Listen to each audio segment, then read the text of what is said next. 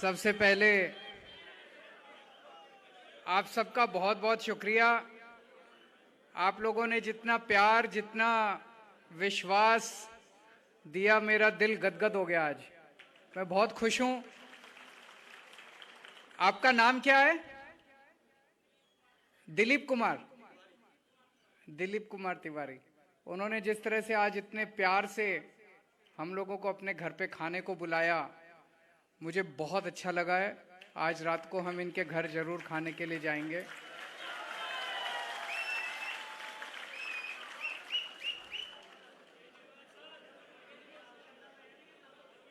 Thank you, love you to.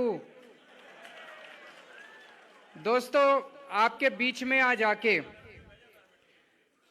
मेरे को अपने दिल्ली के ऑटो वालों की याद आती है। दिल्ली में जब हम पहला चुनाव लड़े थे 2013 में, उसके पहले जब मैं ऑटो वालों के बीच में गया,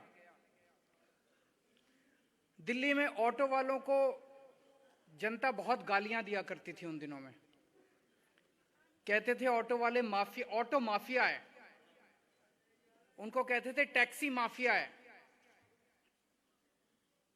कहते थे ऑटो वाले ओवर चार्जिंग करते हैं, मीटर से नहीं चलते, तरह तरह की बातें किया करते थे। मैं ऑटो वालों के बीच में गया, उन्होंने बताया किस तरह से सुबह से शाम तक उनको कितनी पैसे की रिश्वत देनी पड़ती है। हर चौराहे के ऊपर पुलिस को पैसे देने पड़ते हैं, आरटीओ दफ्तर में पैसे देने पड़ते हैं, ट्रांसपोर्ट वालों को पता नहीं कितने दफ्तरों में पैसे देने पड़ते हैं। फिर मैंने दिल्ली के रामलीला मैदान में एक बहुत बड़ी मीटिंग बुलाई ऑटो वालों की। मेरे को कई लोगों ने समझाया, चुनाव लड़ रहे हो, ये ऑटो वालों का साथ मत दो।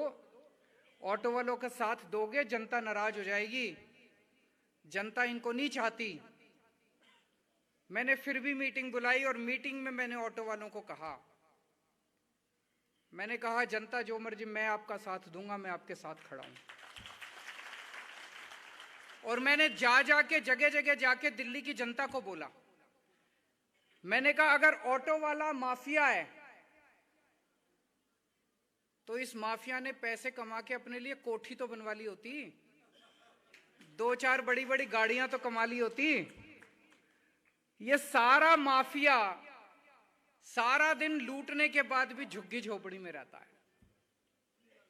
तो ये माफिया नहीं है, ये पूरे सिस्टम का विक्टिम है, ये पूरे सिस्टम का सताया हुआ है। असली माफिया कौन है? ये नेता असली माफिया है, ये पार्टियां असली माफिया है, जिन्होंने करोड़ों रुपए कमा रखे हैं, दबा रखे हैं। और इन पार्टियों ने और इन नेताओं ने जानबूझ के ऐसा सिस्टम बना रखा है कि ऑटो वालों को, टैक्सी वाले बेचारे ईमानदारी से कमाई करना चाहते हैं, लेकिन उनको मौका नहीं मिलता ईमानदारी से कमाई का। तो मैं साथ खड़ा हुआ ऑटो वालों के। और आज मैं यहां पे खड़ा होकर जो बात बोलने जा रहा हूं, इसमें कोई, मैं ऐसा नहीं कि आपके बीच में आया हूं इसलिए बोल रहा हूं, मैं हर जगह ये बात बोलता हूं कि दिल्ली में जो पहली बार हमारी सरकार बनी, उसमें 70% योगदान ऑटो और टैक्सी वालों का था। ऑटो और टैक्सी वालों की वजह से हमारी सरकार बनी। इसीलिए मैं जिस भी राज्य के अंदर चुनाव लड़ने जाता हूं, पहले ऑटो वालों से जाके बात करता हूं। कोई पार्टी आपके पास नहीं आई होगी आज तक? आई कोई पार्टी? कोई वोट मांगने नहीं आई। आज मैं आपको कह के जा रहा हूं, आप अगर सारे जने टैक्सी और ऑटो वाले इकट्ठे हो जाओ, आप किसी भी पार्टी को जिता सकते हो और किसी भी पार्टी को हरा सकते हो। आपके अंदर इतनी बड़ी ताकत है। और जिस दिन आप लोगों ने अपनी ताकत पहचान ली, सारी पार्टियां लाइन लगाएंगी आपके सामने हर चुनाव के पहले।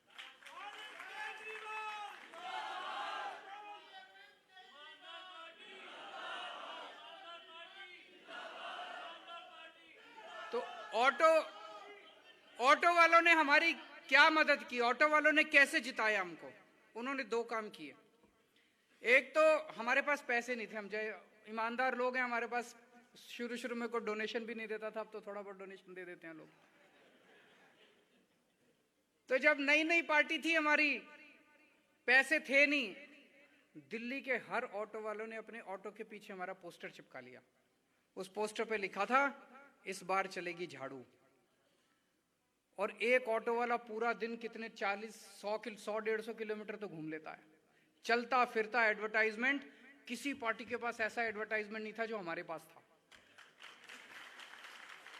दिल्ली के 1 लाख ऑटो दिल्ली की सड़कों के ऊपर अपने पीछे लगा के घूम रहे हैं, इस बार चलेगी झाड़ू।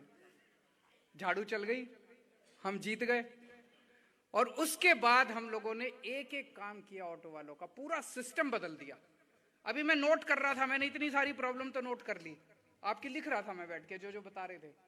अभी और भी बहुत होंगी, ऐसा नहीं कईयों को मौका नहीं मिला, हाथ खड़े कर रखे थे, उनकी भी लिखता तो बहुत प्रॉब्लम हो जाती। प्रॉब्लम बहुत है, सिस्टम गड़बड़ है सारा का सारा, इस सिस्टम को बदलना पड़ेगा। जीतने के बाद हमने पूरा सिस्टम बदला। जितने अंदर ऐसे ऐसे इन्होंने कानून बना रखे हैं जिन कानूनों की जरूरत नहीं है, ऐसे ऐसे कानून बना रखे हैं कि कैसे इनसे पैसे नोचें, कैसे इनसे पैसे छीनें, कैसे इनका खून चूसें। अगर ईमानदार सरकार आती है तो ये सारे कानून बदल देती है। हमने सारे कानून बदले, एक एक करके इनके साथ बैठ के, ऑटो वालों के साथ बैठ के एक एक कानून बदला। आज मैं आपको कहना चाहता हूं, दिल्ली के, बड़ी बात बोल रहा हूं, दिल्ली के किसी ऑटो वाले को फोन कर लेना, अगर दिल्ली का ऑटो वाला हमारी तारीफ ना करे तो वोट मत देना मेरे को।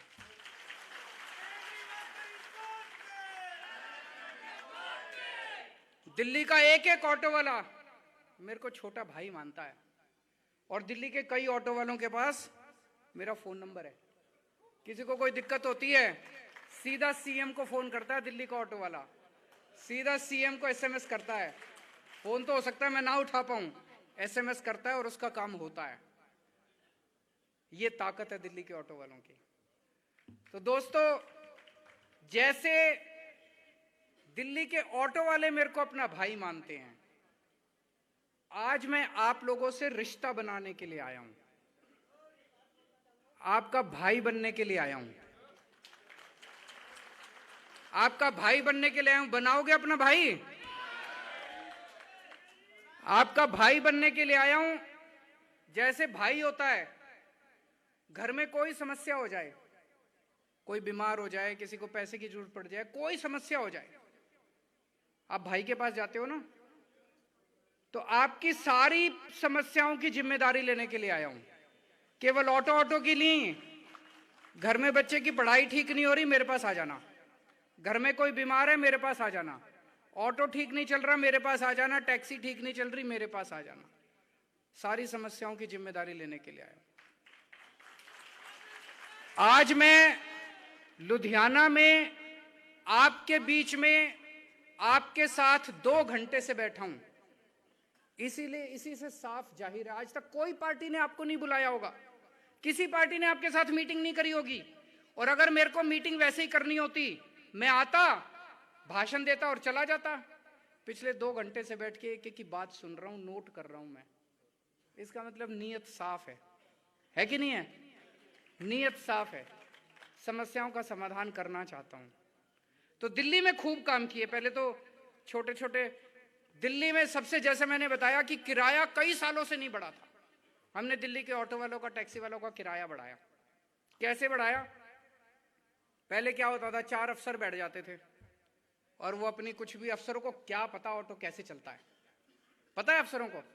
उनको क्या पता दफ्तर के अंदर ऑटो कैसे चलता है? उनको क्या पता ऑटो वालों की क्या समस्या है? हमने एक कमेटी बनाई, उसमें 2 अफसर थे, बाकी सारे ऑटो वाले थे। ऑटो वालों ने अपना किराया खुद तय किया। अब इसमें आप सोचिए, पते की बात है, ऑटो वाला कभी भी ज्यादा किराया तय नहीं करेगा, क्योंकि ऑटो वाले को पता है मैंने ज्यादा किराया तय कर दिया तो सवारी नहीं बैठेगी। तो ऑटो वाला उतना ही किराया तय करेगा जितना उसका घर का खर्चा भी चल जाए और सवारी भी बैठे।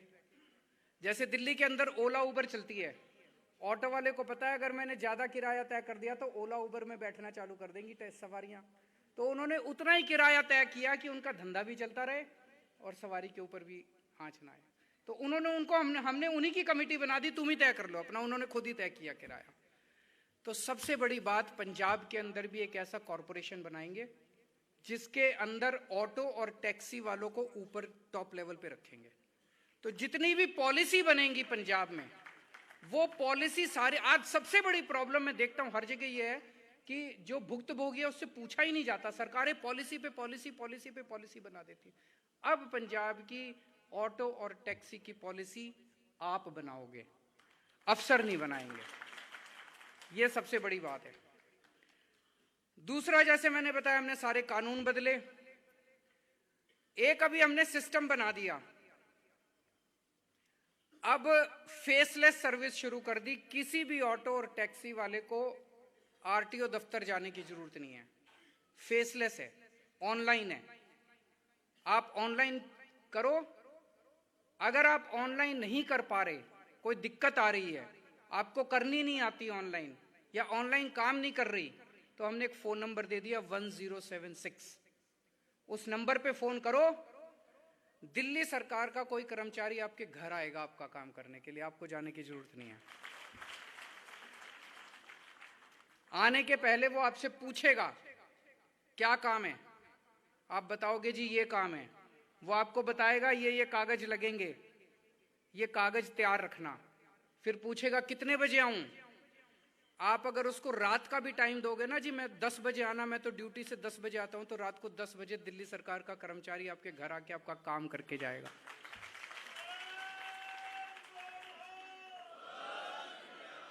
तो पूरी सर्विसेज हमने फेसलेस कर दी। एक चीज के लिए बस आपको आरटीओ दफ्तर जाना पड़ता है, फिटनेस के लिए।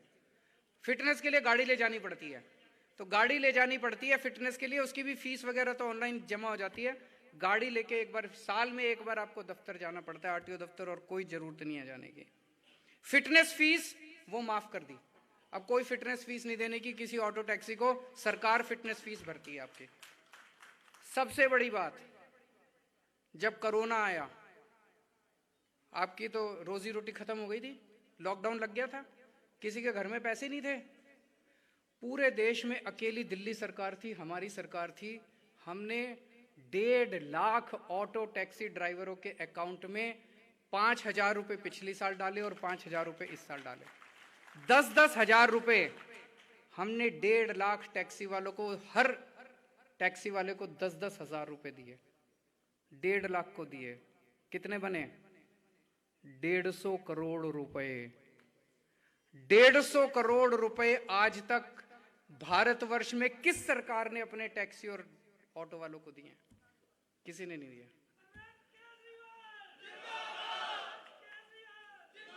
इसीलिए कह रहा हूं, भाई बनने आया हूं मैं भी चाहता तो ये लिख लिए थे मैंने, हाँ जी आपकी पार्किंग नहीं है, हमारी सरकार आई पार्किंग करेंगे। चंडीगढ़ ऑफिस, हाँ जी हमारी सरकार आई चंडीगढ़ ऑफिस ठीक कर देंगे। आरसी वायलेशन होता है, मैं भी कह देता ये करने, वो नहीं करने आया, आपसे रिश्ता बनाने के लिए आया हूं। आपके सुख में, आपके दुख में आपके साथ खड़ा रहूंगा मैं।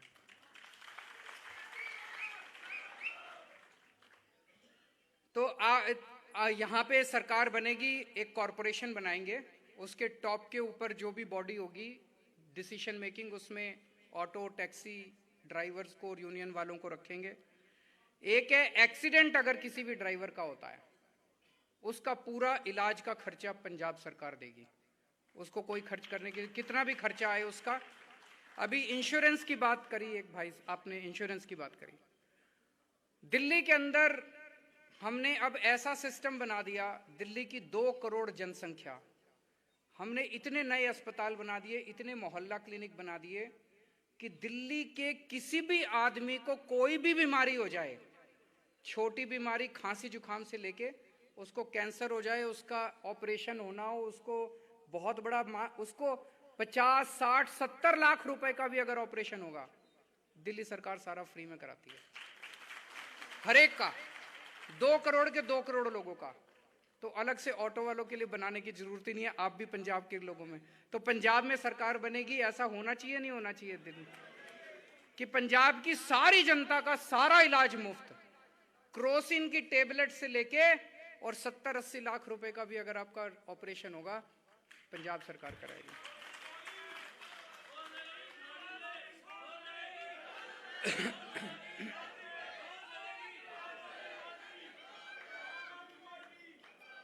तो अभी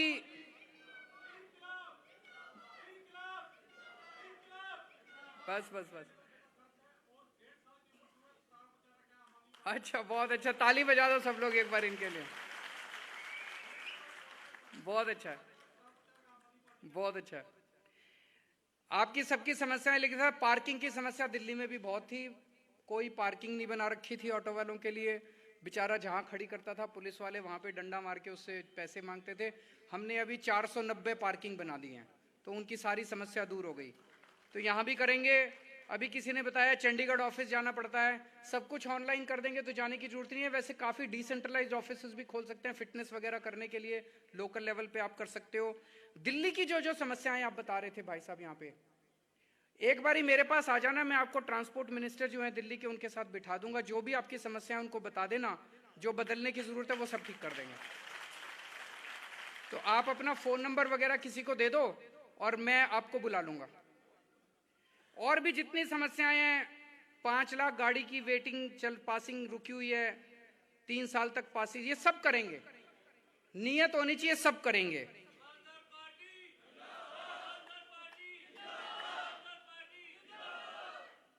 अब मैं ये जानना चाह रहा था, आज सुबह सुबह चन्नी साहब आए थे आप लोगों से मिलने के लिए, क्या क्या बता कि प्रॉमिस करके गए हैं?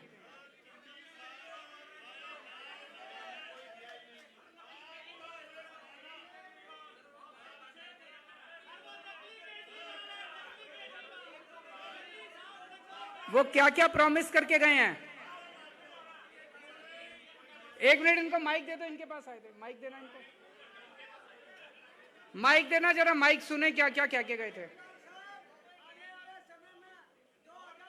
ਚੰਨੀ ਸਾਹਿਬ ਸਾਡੇ ਕੋਲ ਸਵੇਰੇ ਆਏ ਸੀ, ਸਾਨੂੰ ਉਹਨਾਂ ਨੇ ਪਤਾ ਕੀ ਕਿਹਾ, ਜਿਹੜੇ ਆਟੋ ਰਿਕਸ਼ਾ ਚਾਲਕ ਨੇ ਉਹਨਾਂ ਦੇ ਜਿੰਨੇ ਚਲਾਨ ਹੋਇਆ, ਜਦੋਂ ਉਹਨਾਂ ਨੂੰ ਮੈਂ ਦੱਸਿਆ 40 45 ਹਜ਼ਾਰ ਦੇ ਚਲਾਨ ਹੋਇਆ, ਉਹ ਕਹਿੰਦੇ 1 ਰੁਪਏ ਦੇ ਵਿੱਚ ਚਲਾਨ ਜਿਹੜੇ ਭੁਗਤੇ ਜਾਣਗੇ। ਤੇ ਜਿਹੜੇ ਯੈਲੋ ਲਾਈਨ ਆ ਤੁਹਾਡੀ ਕੱਲ ਤੋਂ ਸ਼ੁਰੂ ਹੋ ਜੂਗੀ, ਜਿਹੜੇ ਫਲਾਈਓਵਰ ਦੇ ਥੱਲੇ ਜਗ੍ਹਾ ਆ ਉਹ ਤੁਹਾਨੂੰ ਕੱਲ ਤੋਂ ਦਿੱਤੀ ਜਾਊਗੀ। ਮਿੱਠੇ ਲੱਡੂ ਸਾਨੂੰ ਦੇ ਕੇ ਗਏ ਆ। 1 ਅਰਬ ਰੁਪਈਆ ਸਾਡਾ ਜਿਹੜਾ ਜਮਾ ਵਾ, ਉਹਦੇ ਬਾਰੇ ਕੋਈ ਗੱਲ ਨਹੀਂ ਕੀਤੀ ਵੀ ਉਹਦਾ ਸਾਡਾ ਕੀ ਕੀਤਾ, ਜਿਹੜਾ ਤੁਸੀਂ ਜਮਾ ਕਰਕੇ ਰੱਖਿਆ ਸਾਡਾ ਉਹਦਾ ਕੀ ਕੀਤਾ, ਉਹਦਾ ਨਹੀਂ ਦੱਸਿਆ ਕੁਝ ਵੀ। बाकी देखो उनकी कर देगी। बहुत अच्छी बात है, बहुत अच्छी बात है। इतना काम तो मैंने मेरे आने के पहले ही करा दिया आपका।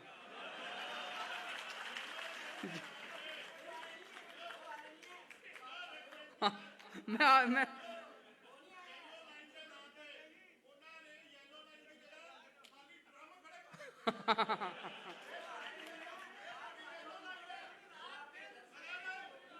बिल्कुल, मैं आ रहा हूं इस पे सर। मैं आपको एक बारी बता, आज मैंने एक मीटिंग में बोला था, मैंने कहा आजकल पंजाब के अंदर एक नकली केजरीवाल घूम रहा है। मैं जब भी पंजाब आ रहा हूं पिछले 2-3 महीने से, पंजाब आके मैं जो भी घोषणा करके जाता हूं 2 दिन बाद वो घोषणा कर देते हैं। करते नहीं है कुछ भी, घोषणा करते हैं। एक मिनट, घोषणा मैं आया, मैंने कहा जी मैं बिजली, दिल्ली में हमने बिजली मुफ्त कर दी। आप किसी से फोन करके पूछ लो, 75% दिल्ली के लोगों के बिजली का बिल 0 आता है। तो मैंने कहा कि अगर हमारी पंजाब में सरकार बनेगी, हम पंजाब के लोगों का भी 0 बिजली का बिल देंगे। 2 दिन बाद चन्नी साहब ने कह दिया आज से पंजाब के लोगों का बिजली का बिल माफ। किसी का हुआ भाई साहब? किसी का बिजली का बिल माफ हुआ हो? किसी का नहीं हुआ।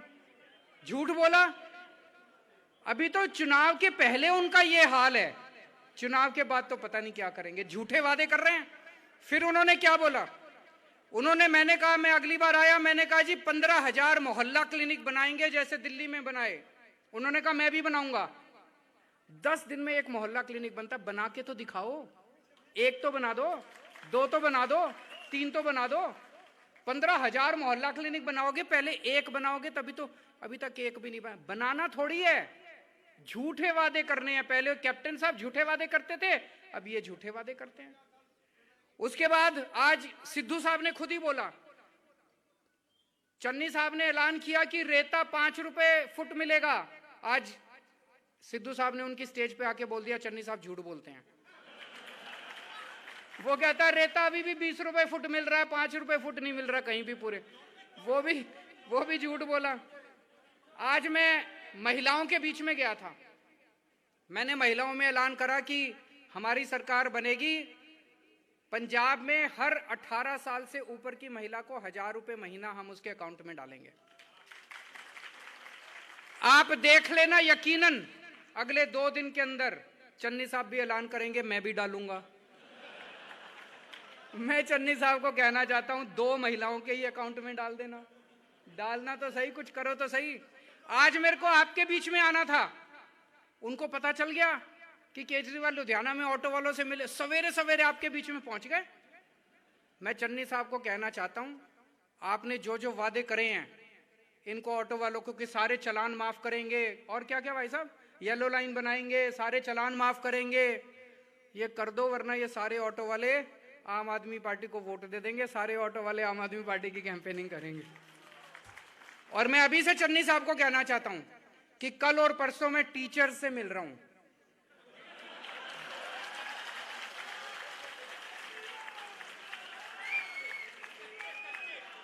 वो कच्चे टीचर जो है उनसे मिल रहा हूं, वो बेचारे पानी की टंकी पे चढ़े पड़े हैं 2 महीने से। मैं चन्नी साहब को कहना चाहता हूं उनका काम करा दो, नहीं तो मैं कल उनसे मिलने जा रहा हूं।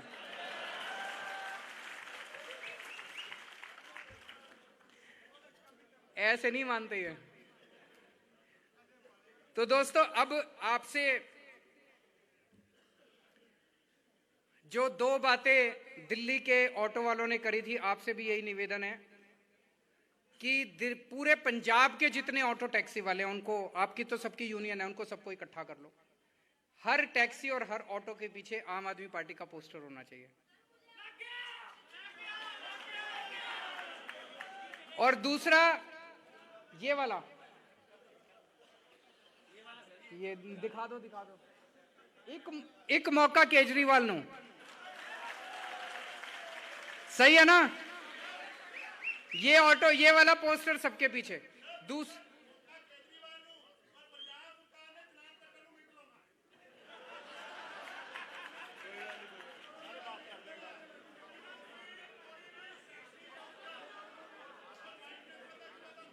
देखो, मैं आपसे सहमत हूं, 1 मिनट लगाएंगे। जिस दिन सारे जन इकट्ठे हो जाएंगे ना, दिल्ली के ऑटो वालों को भी बड़ा तंग करा था उन्होंने एक बारी, लेकिन सारे जन इकट्ठे हो गए। उन्होंने कहा एक बार सरकार बदलने दो, फिर दिखाते हैं तुमको।